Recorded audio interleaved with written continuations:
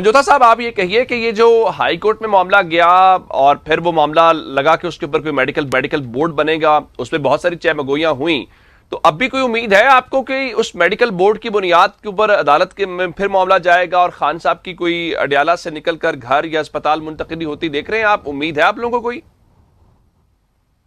بہت شکریہ مدرا صاحب، آپ نے موقع دیا۔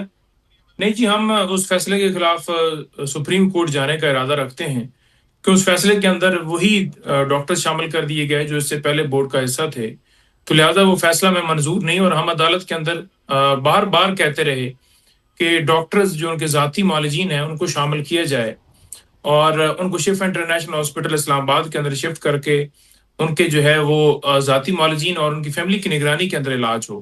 تو ہمارا پہلے دن سے یہی مطالبہ تھا۔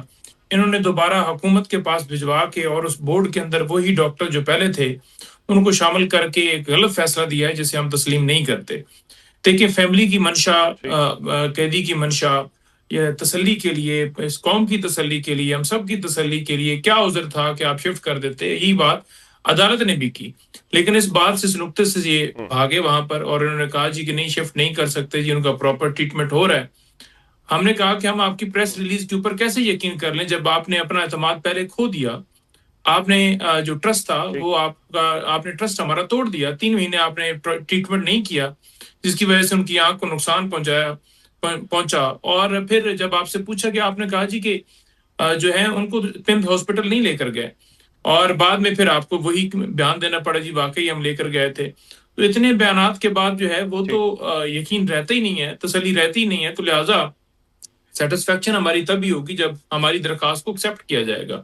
تو ہماری درخواست کو ایکسیپٹ نہیں کیا گیا، مسترد کیا گیا، حالانکہ جو نواز شریف صاحب تھے ان کے ساتھ ان کے ذاتی معالج جو ہیں ڈاکٹر عدنان وہ رہتے تھے، اور ان کی فیملی کو بھی ایکسیس تھی، ان کی مرضی کا پراپر ان کا ٹریٹمنٹ ہوتا رہا، بلکہ ان کی مرضی تھی اور ان کو تو لندن تک بھجوا دیا گیا علاج کے لیے۔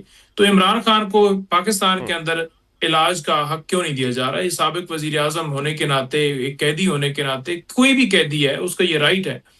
اور جب آپ کسی کو جو ہے وہ کسی ہاسپٹل کے اندر لے کر جاتے ہیں یا کسی کی طبیعت خراب ہوتی ہے کسی بھی قیدی کی، تو رول 795 کہتا ہے کہ فیملی کو بتانا ضروری ہوتا ہے۔ وہاں پر ان کا جواب یہ تھا کہ ہم نے بشرا بی بی کو بتا دیا، حالانکہ بشرا بی بی نے کہا کہ مجھے نہیں بتایا گیا جب انہوں نے شفٹ کرنا تھا۔